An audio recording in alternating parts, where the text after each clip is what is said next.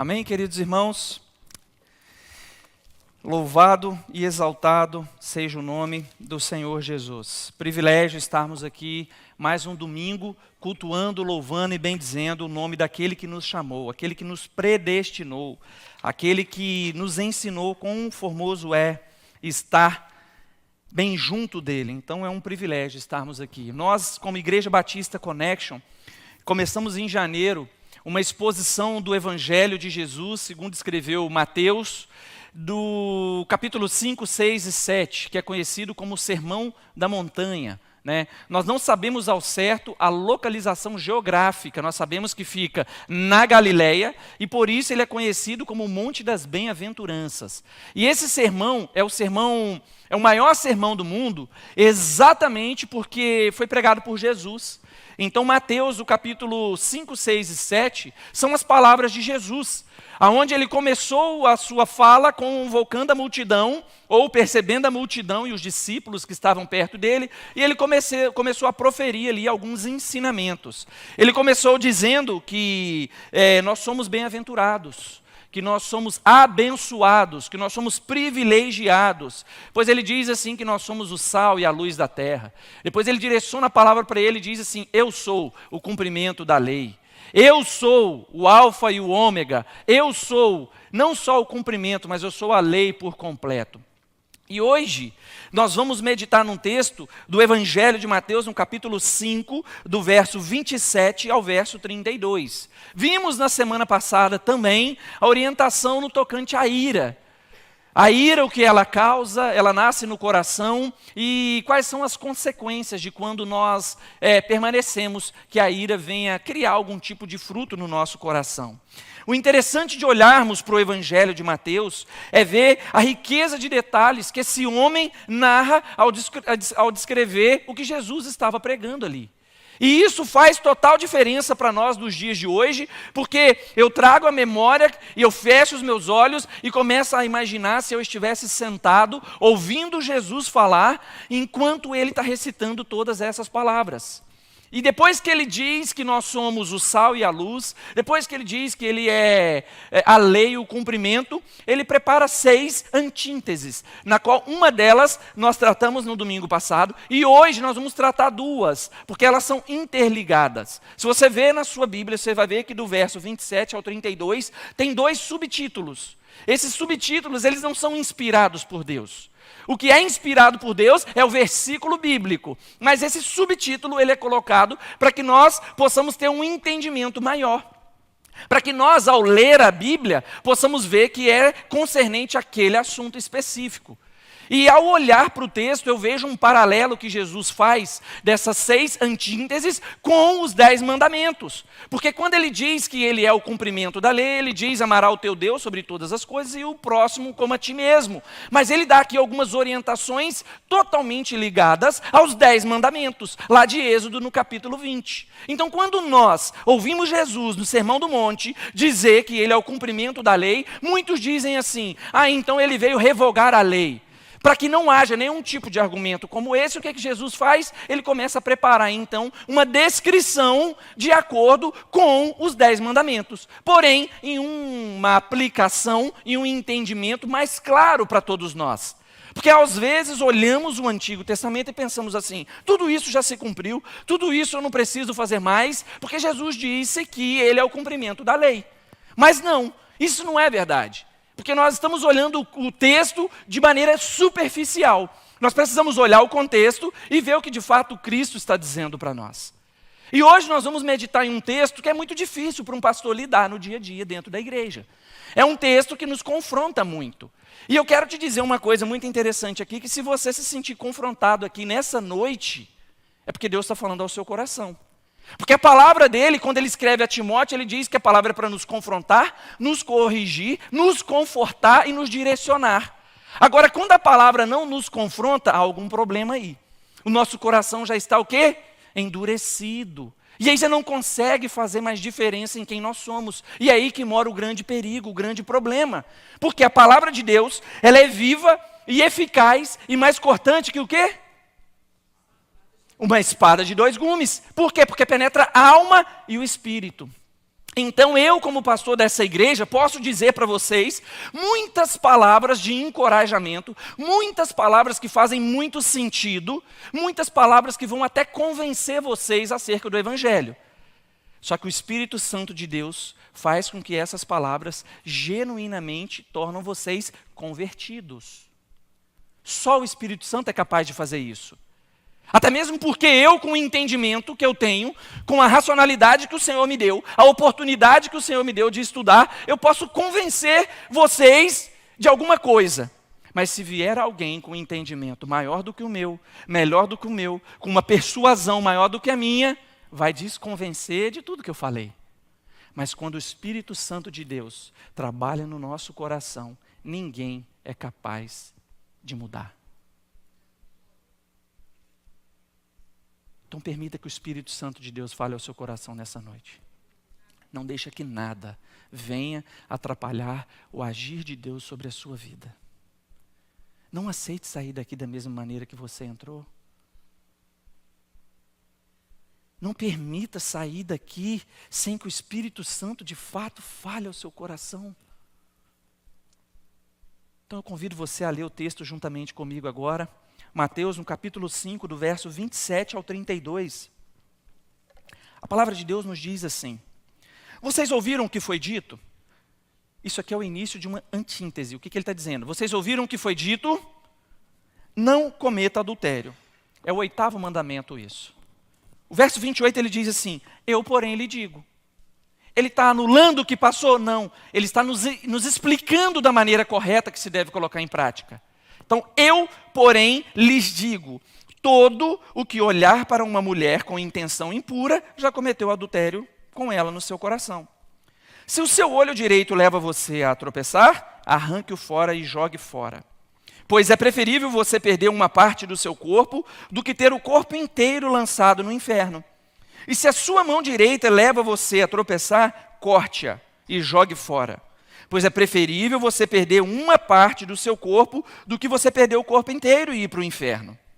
Também foi dito, aquele que repudiar a sua mulher deve dar-lhe uma carta de divórcio. Eu, porém, lhes digo, quem repudiar a sua mulher, exceto em caso de relações sexuais ilícitas, a expõe a se tornar adúltera, e aquela se casar com a repudiada, comete adultério também. Feche seus olhos e vamos orar mais uma vez. Querido Deus, maravilhoso Pai, rendemos graças ao Senhor pela Tua soberania, pelo Teu cuidado e pelo Teu favor. Acabamos de ler a Tua palavra. Nós sabemos que a Tua palavra é a verdade. E o João, no capítulo 8, no verso 32, ele diz que conhecereis a verdade e ela vos libertará. A Tua palavra nos liberta da escravidão do pecado. Somente a Tua palavra é a verdade. E o mesmo João, no capítulo 14, ele diz que o Senhor Jesus é o caminho, a verdade e a vida. Então aqui diante, ó Deus, dessas afirmativas, que nós cremos fielmente na Tua palavra, eu peço genuinamente que o Senhor Jesus, que é a verdade, venha nos libertar dos nossos maus caminhos e nos ajudar a caminhar no centro da Tua vontade. Nós louvamos e bendizemos o nome do Senhor, porque sabemos que o Senhor está presente aqui no nosso meio. Eu te oro agradecido por tudo, no nome santo de Jesus. Amém. Aleluia. Bom, como nós estamos fazendo a exposição versículo a versículo de todo o Sermão do Monte, do capítulo 5, 6 e 7, nós hoje temos aqui esse texto específico onde trata acerca do adultério. Enquanto eu estudava essa palavra, o Senhor me trouxe à memória passagens bíblicas que narram fatos que aconteceu acerca disso. E aí me veio à memória o grande rei Davi, aquele que ainda bem jovenzinho se ajoelhou e o profeta Samuel derramou o óleo sobre a cabeça dele, abençoando, dizendo que ele herdaria o reinado, que ele iria reinar sobre todo o povo. Havia uma promessa sobre a vida daquele jovem. Ainda bem pequeno, fez canções extraordinárias que se transformaram em salmos, que do qual nós conhecemos hoje, e que viveu uma vida ilibada diante do Senhor, até que a promessa viesse se cumprir na vida dele.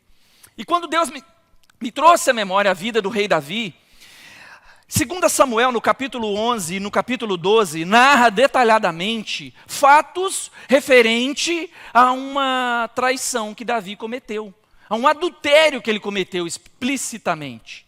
A princípio, essa história narrada na Bíblia poderia tornar a Bíblia algo frágil. Como que nós servimos um Deus que se revela através da Bíblia, mas que deixa uma história tão escandalosa dessa de maneira explícita?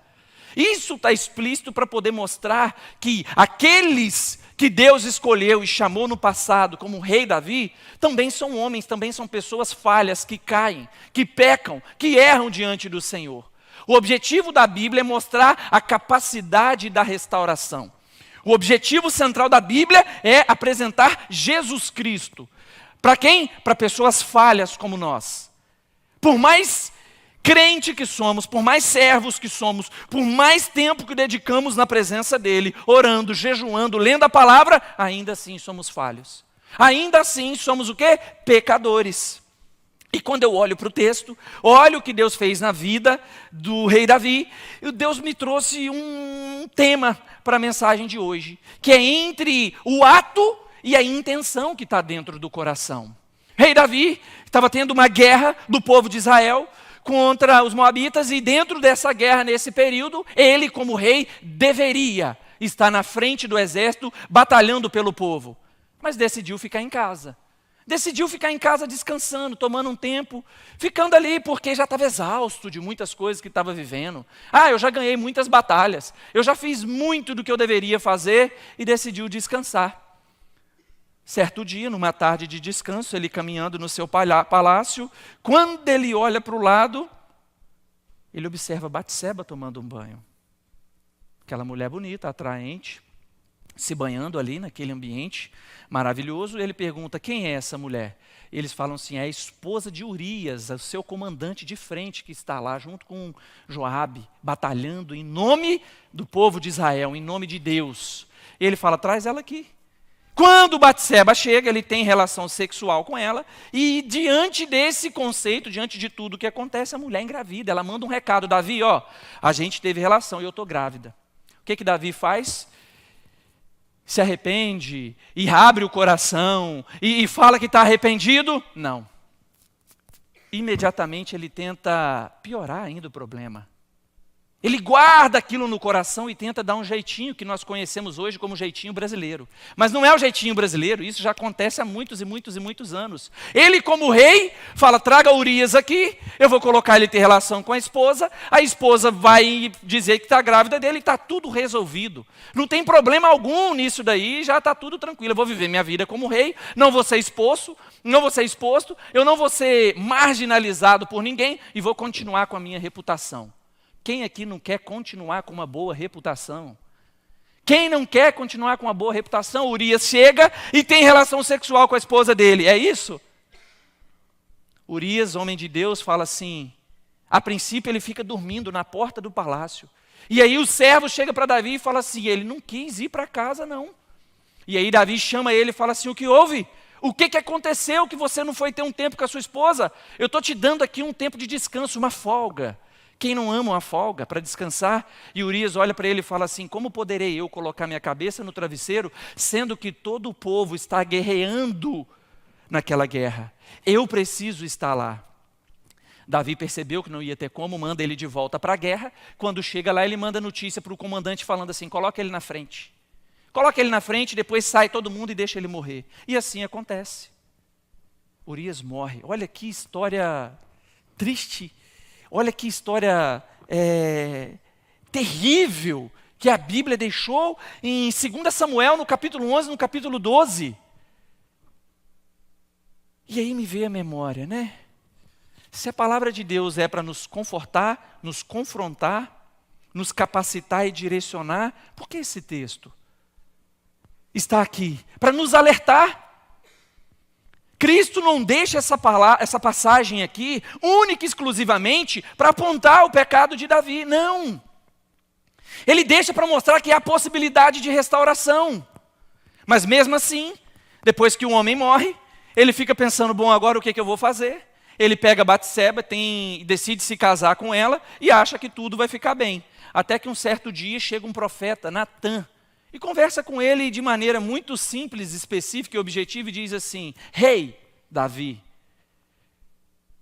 o que acontece se um homem pobre tiver apenas uma ovelha e um homem rico que tiver mais de 100 ovelhas, receber um visitante na sua casa, esse homem rico, e ao preparar um churrasco ali, decide pegar aquela única ovelhinha, trazer, sacrificar aquela ovelha e servir um belo banquete para o seu visitante? Qual a sentença, rei Davi, para essa pessoa? E aí Davi diz assim: é morte. Ele deve morrer. E o profeta olha para Davi e diz assim: eu estou falando de você. Eu estou falando de você. E essa foi a melhor coisa que aconteceu na vida de Davi.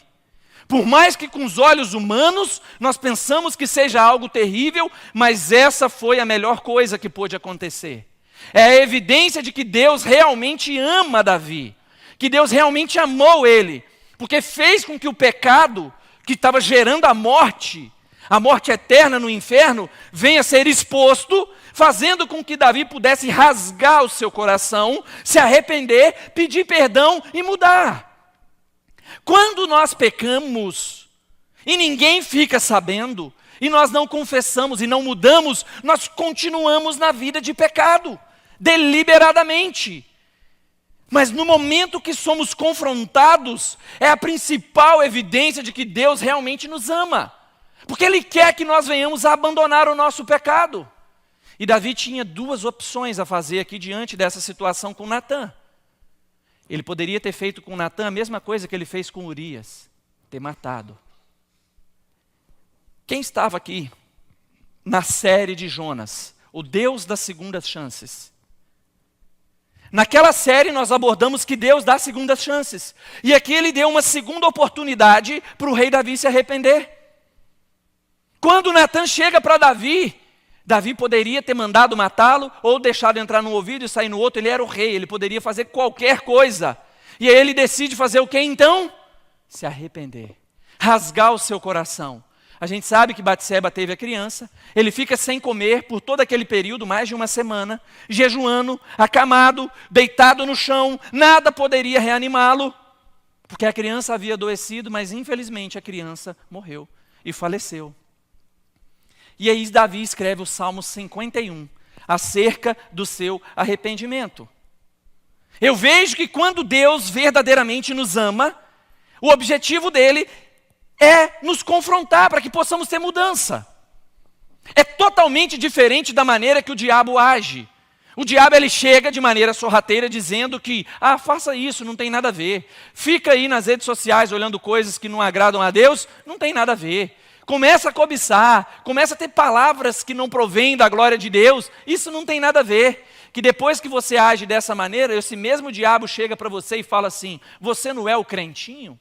Você não é aquele que vai para a igreja aos domingos para poder servir ao Senhor? Levanta a mão e adora. O papel do diabo é acusar, te humilhar, te destruir, acabar com você. O papel de Jesus Cristo é te transformar e te dar uma vida nova, uma vida livre do pecado. O que nos afasta do amor de Deus? Qual a única coisa que nos afasta do amor de Deus? O pecado. Nada mais. Nada nos separará do amor de Deus, a não ser o pecado. Quando vivemos deliberadamente pecando, significa que estamos vivendo uma vida longe do Senhor. Vivendo uma vida longe de agradar aquele que nos agradou, morrendo no madeiro por nós. E hoje ele trouxe o pastor Fernando para poder alertar o povo. Eu não conheço a vida pessoal de ninguém aqui.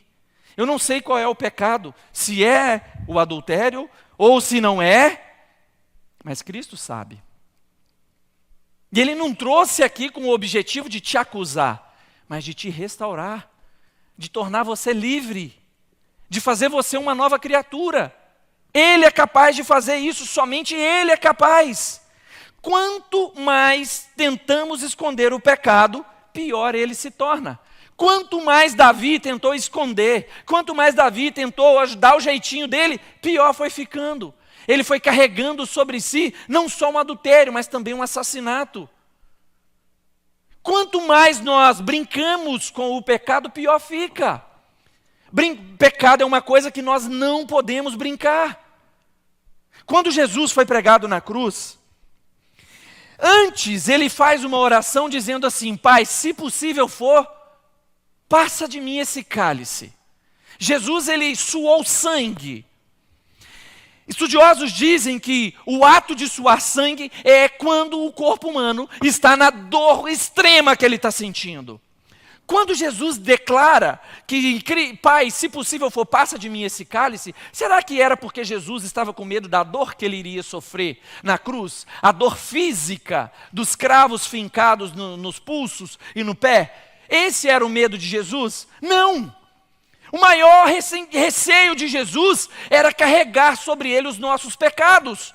Porque quando ele carregou sobre si os pecados, em uma fração de segundo, ele se separa do Pai.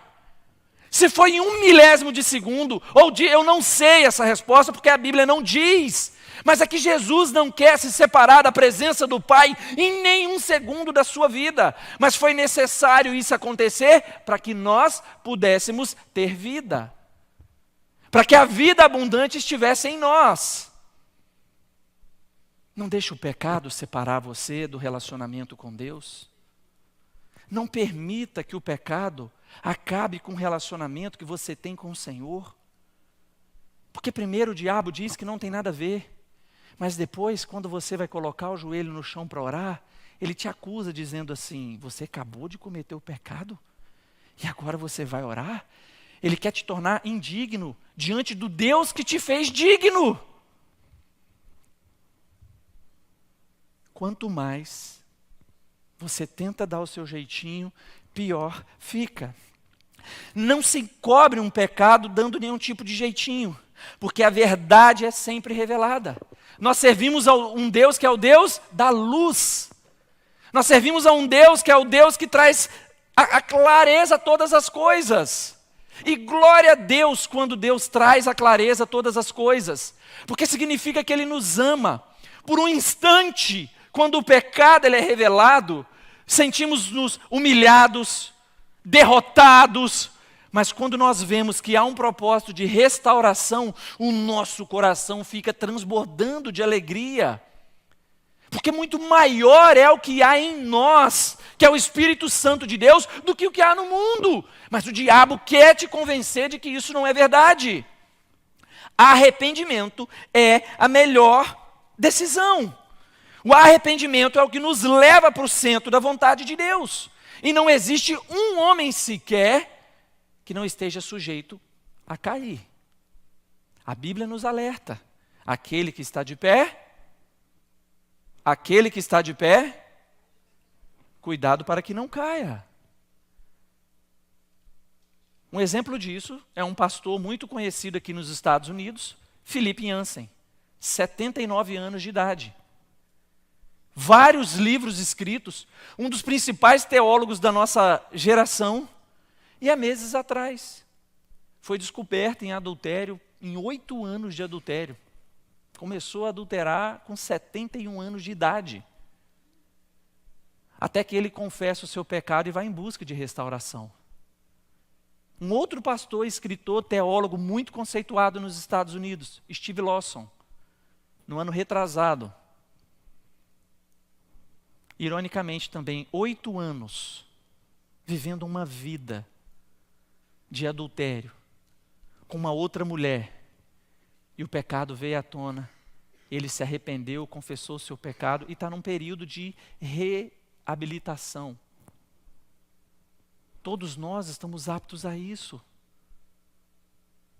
Mas nós precisamos lutar para não cair na lábia do inimigo. Nós precisamos ficar atentos. Aquele que está de pé, cuidado para que não caia. Você que é casado, dê total acesso às suas redes sociais para sua esposa, para o seu marido. Você que é filho, permita que os seus pais tenham acesso à sua... Não existe esse negócio. Aonde que está a minha privacidade? Sua privacidade é depois que se casar. E mesmo assim, aí, depois que você se casar, não tem, é você e sua esposa.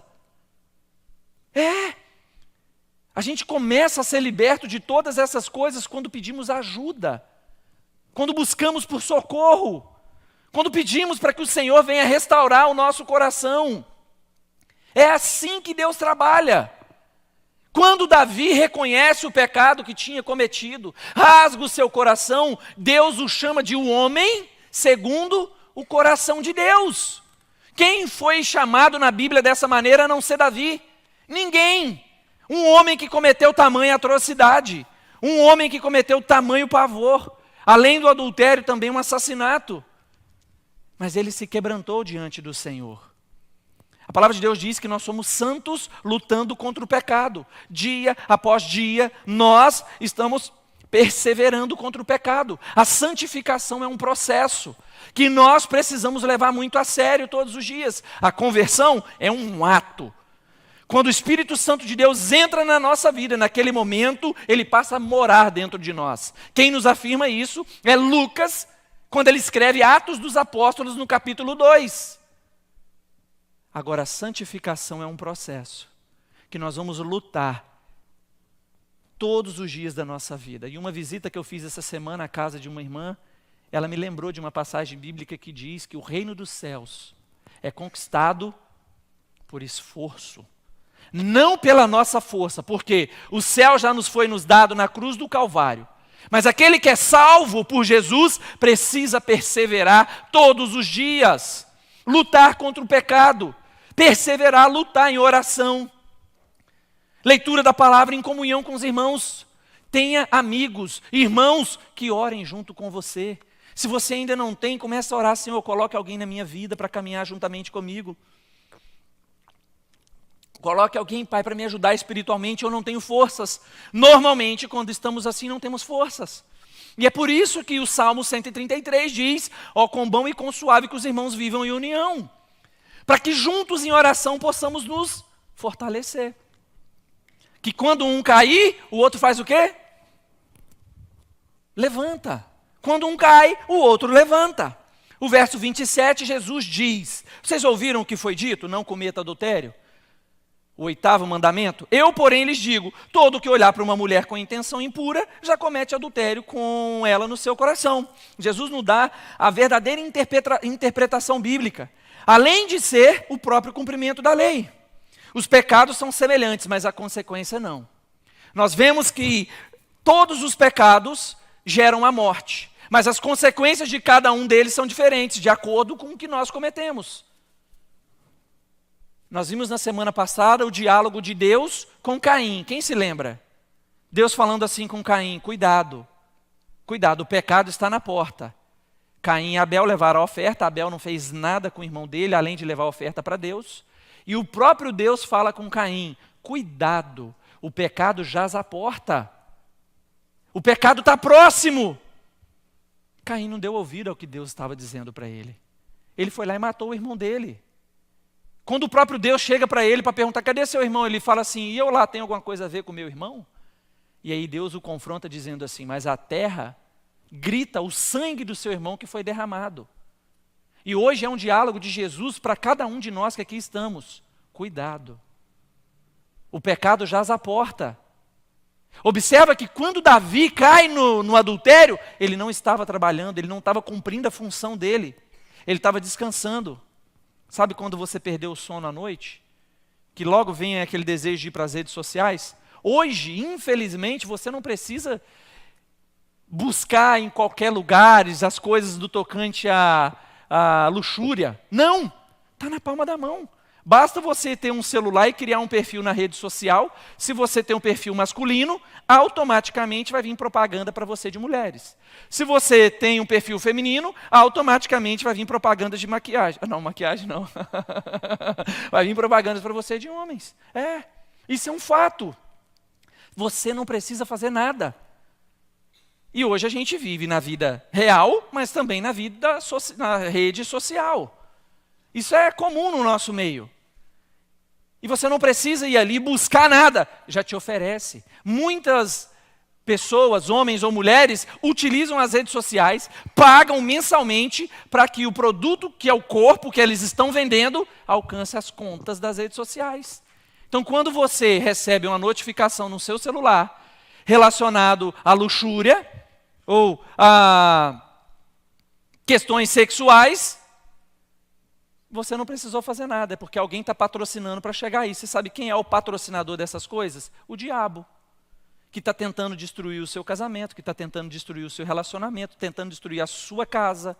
E Jesus trouxe o pastor Fernando nessa noite, na exposição de todo o Sermão do Monte, para nos mostrar acerca disso. Na semana passada sobre a ira e hoje sobre o adultério. E o verso 28 ele diz: porém eu lhe digo, todo que olhar para uma mulher com intenção impura, já cometeu adultério contra ela. Por quê? O verso seguinte nos responde: se o seu olho direito leva você a tropeçar, arranque ele fora. Pois é preferível você perder uma parte do seu corpo do que ter o corpo inteiro lançado no inferno. E se a sua mão direita leva você a tropeçar, corte e joga fora. Pois é preferível você perder uma parte do seu corpo do que o corpo inteiro. Por muitos anos, as pessoas, quando cometiam um pecado, cortavam a mão direita ou furavam o olho. E por que a mão direita? Porque naquela cultura, a mão direita era a mão santa, que era a mão limpa para comer. Ia fazer as suas necessidades fisiológicas, usava a mão esquerda, essa aqui. Então aquele que tinha a mão direita decepada, cortada, tanto comia com essa mão, quanto fazia suas necessidades fisiológicas. Ou seja, uma pessoa impura. Só que, se cortar a mão é o suficiente? Não, porque o pecado continua. Jesus mais à frente vai dizer assim: o que contamina um homem não é o que come, mas o que vem do coração. Vocês conseguem perceber agora a analogia do que Jesus está nos explicando? Por isso que é no pensamento, que se você fura um olho e fica cego, o outro está enxergando. E se os dois não enxergam, tem o pensamento. Mas o inimigo quer olhar para você e falar: isso não tem nada a ver. Ah, fica tranquilo, isso não tem nada a ver. Não tem nada a ver. No inferno vai ter muitas pessoas que estarão lá porque acreditaram, não tem nada a ver. E hoje tudo tem se tornado muito banal nos dias de hoje. As coisas têm se tornado muito relativas. Eu me lembro bem que na semana retrasada eu estava pregando acerca das pessoas que me perguntavam: pastor, eu posso ou não posso fazer isso? Eu posso fazer uma tatuagem, pastor, ou eu não posso? E aí o irmão que me perguntou, eu falei: se for a tatuagem do Corinthians, não, mas se for do Flamengo... Brincadeira, irmãos, eu não apoio nenhum dos dois, mas não é isso que leva alguém para o inferno, tá bom? Enfim, é porque o Gerson, eu brinquei com ele referente a isso. Então, no tocante a isso, não cabe ao pastor dizer o que é certo ou o que é errado. Não! Eu preciso pregar a verdade para vocês, explicar o que o texto está dizendo de maneira clara, e vocês ter o discernimento mental completo, a racionalidade, a fé racional que liberta para tomar as decisões. E isso agrada a Deus? Porque o apóstolo Paulo lá aos Coríntios, ele diz que tudo me é lícito. Tudo nos é lícito. E ele complementa como? Mas nem tudo me convém. A propaganda, quando chega no seu celular, na maioria das vezes, é involuntário ou inevitável. Mas o clique parte de você. Começa num clique. Aí do clique, já começa a vir na sua memória.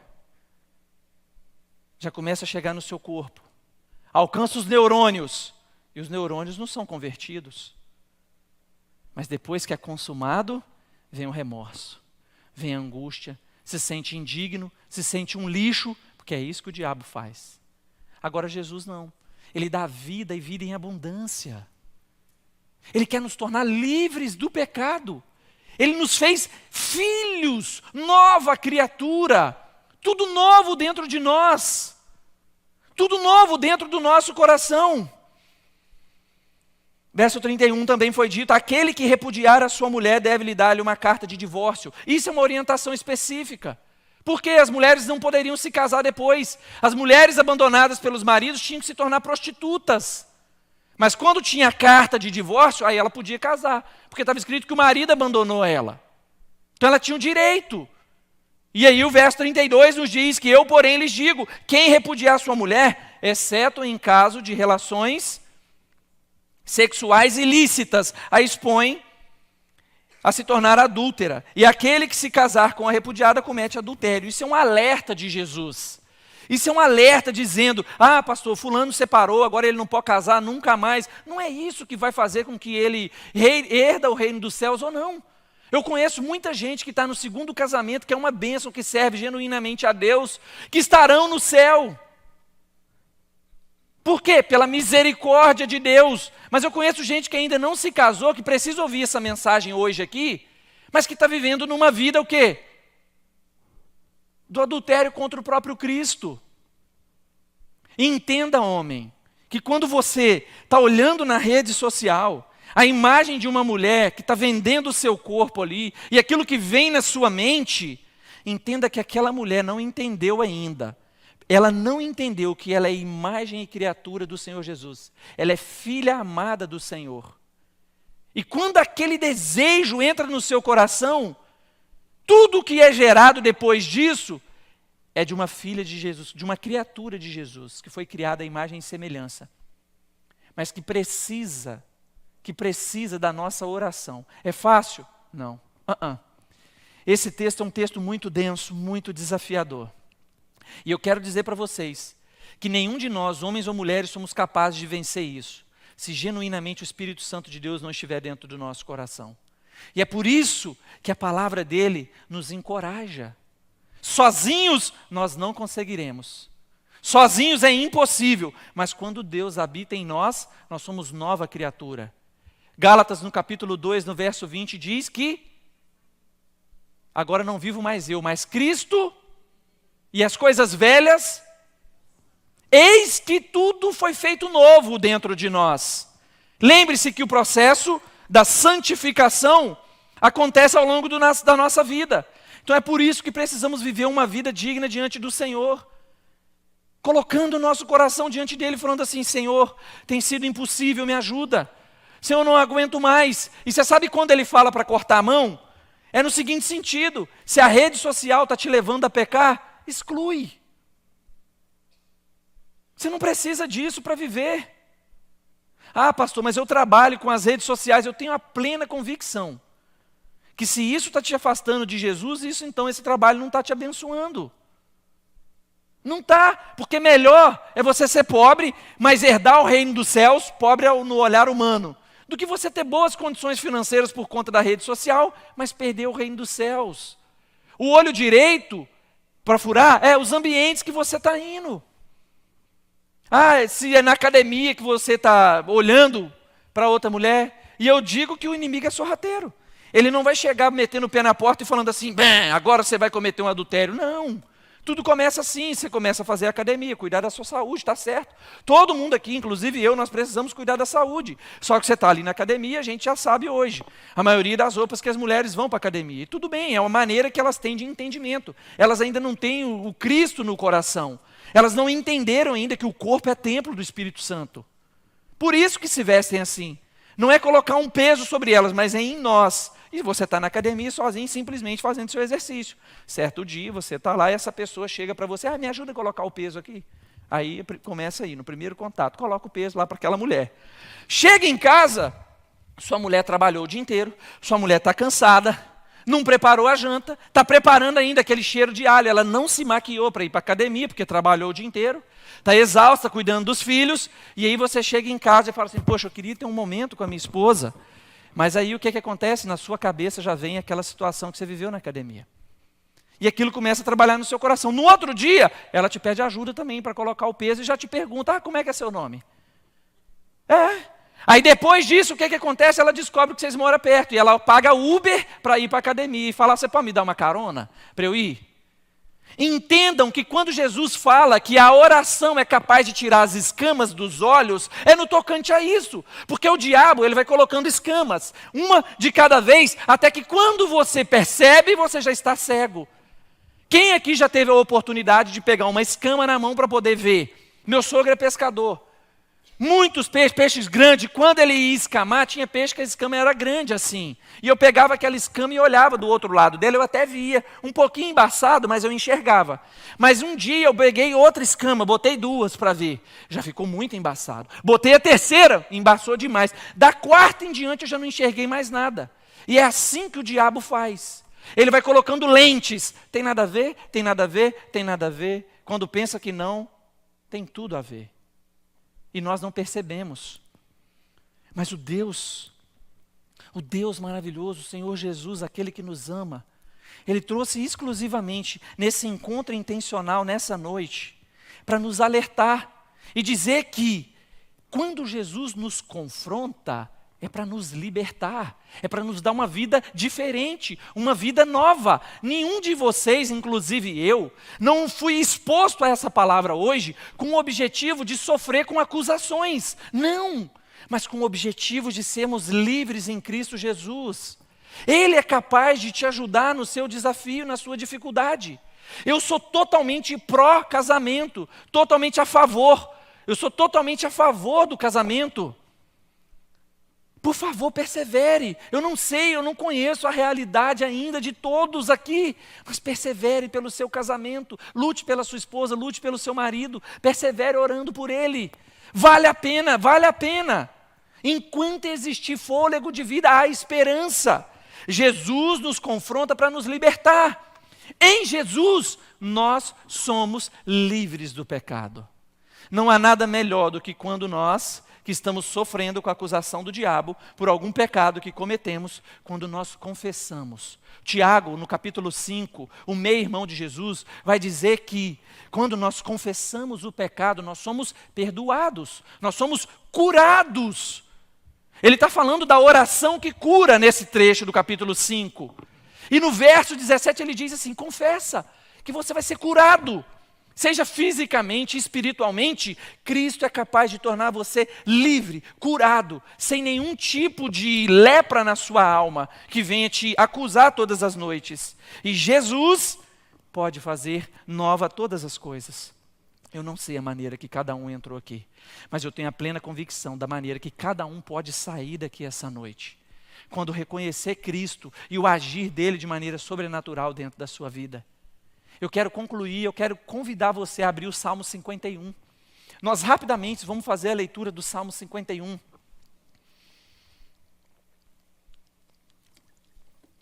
E ver a fala de Davi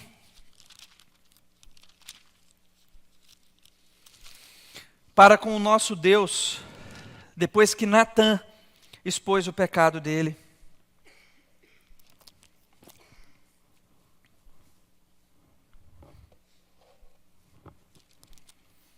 A palavra de Deus no Salmo 51 diz assim: compadece-te de mim, ó Deus, segundo a tua benignidade, e segundo a multidão das tuas misericórdias. Deus é misericordioso, Deus é maravilhosamente misericordioso.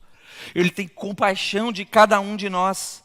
Apaga, Jesus, as minhas transgressões, leva-me completamente da minha iniquidade e purifica-me do meu pecado. Pois eu conheço as minhas transgressões, e o meu pecado está sempre diante de mim.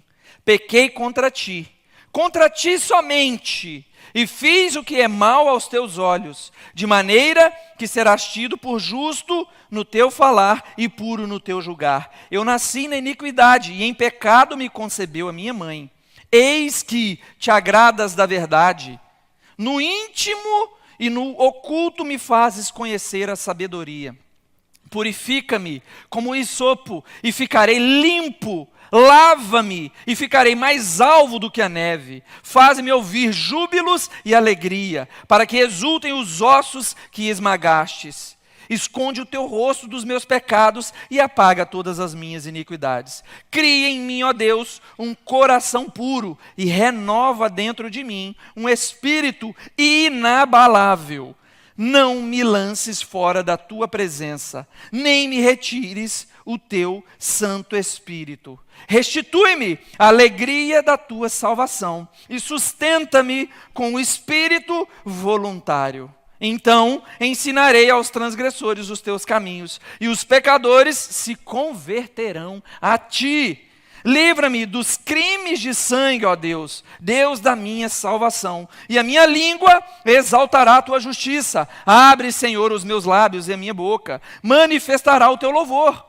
Pois não te agradas dos sacrifícios, do contrário, eu os ofereceria. E não tem prazer no holocausto. Sacrifício agradável a Deus é o espírito quebrantado. Coração quebrantado e contrito, não o desprezarás, ó Senhor. Que essa oração possa ser a nossa oração todos os dias. E que nós possamos nos apresentar diante do Senhor com o Espírito Santo inabalável. Cristo é capaz de te sustentar nos seus desafios. Somente o Senhor Jesus é capaz de fazer isso por você. Coloque nesse momento a mão no teu coração e faça uma oração sincera junto com Ele. Assim como o rei Davi, aqui no Salmo 51, declara que ele é incapaz de conseguir, mas que o Senhor é capaz, Pai. Então eu peço que o teu Espírito Santo, Pai, possa nos ajudar a não pecar contra o Senhor. E aqui, Deus, aqueles que me acompanham presencialmente, aqueles que me acompanham, Senhor Jesus, online, que eles possam sentir o teu perdão sendo liberado sobre a vida deles. Porque o confrontamento dessa palavra é para torná-los genuinamente filhos do Senhor. Então eu peço, Pai, que o Espírito Santo leve essa palavra ao coração de cada um dos irmãos que me ouve. Não deixe que o inimigo venha bloquear, ó Deus, endurecer os corações. Trabalhe nos corações, que haja, ó Deus, mudança de vida. É melhor perder, Senhor Jesus, acesso à rede social ou acesso a uma academia do que não herdar o reino dos céus. No nome de Jesus, ó Deus, faça-nos salvos diante de Ti e irrepreensíveis na Tua presença. Eu oro pedindo a Tua misericórdia e perdão, Pai, pelos pecados. Pai, obrigado pela Tua palavra, que nos confrontou nessa noite, mas também nos conforta. Porque se Davi foi perdoado, nós também podemos receber o perdão do Senhor. Então, por favor, Pai, libera o Seu perdão sobre nós e nos faz, ó Deus, servos transformados na Tua presença. Eu oro, Senhor Jesus, por aqueles que têm sofrido arduamente, ó Deus, com armadilhas do inimigo, com pensamentos involuntários, Pai, com sonhos que não provêm do Senhor. Bata em retirada esses pensamentos, Deus. Não permita que esses pensamentos involuntários, ó Deus, venham se tornar em atos consumados. Que no momento, ó Deus, que a tentação vier, que eles possam se lembrar da Tua palavra e saber, ó Deus, que com o Senhor Jesus é capaz de vencer, que com o Senhor Jesus é capaz, Senhor Jesus, superar. Eu creio, Pai, que o Senhor é capaz de sustentar cada um de nós. Obrigado, Deus, porque o Senhor nessa noite, mais uma vez, demonstrou o Teu amor para conosco através da pregação da Tua palavra, da leitura do texto bíblico. Nós aprendemos que com o Senhor é possível. E aqui com os olhos fechados, orando, ó Pai, em Teu nome, eu consigo, ó Deus, imaginar.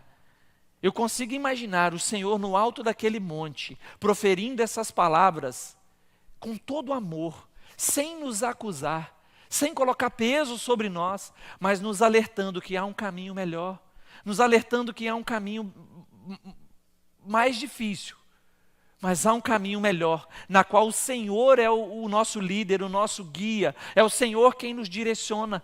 Obrigado, Senhor Jesus, porque um dia o Senhor esteve aqui na terra e proferiu essas palavras.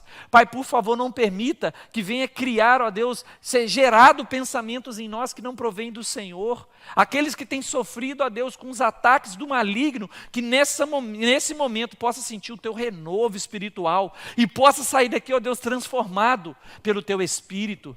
Eu sei, Senhor Jesus, que as palavras que eu falei aqui são palavras duras, são palavras desafiadoras, mas são palavras também, Deus, que nos faz herdar o reino dos céus. Obrigado a Deus, porque a Tua palavra nessa noite nos mostrou genuinamente o que é ser um servo Teu. Que em meio às dificuldades e os desafios, nós sabemos que o Senhor batalha e persevera por nós. Perto está o Senhor daquele que o busca de todo o teu coração. Esteja perto de nós, Pai, porque aqui buscamos a Tua presença de todo o coração. Eu oro a Deus pedindo que o amor do Deus Pai e que a graça soberana do Filho e que as doces consolações do Espírito Santo esteja com toda a igreja. No nome santo de Jesus eu te oro agradecido por tudo. Amém. Aleluia. Louvado e exaltado seja o nome do Senhor.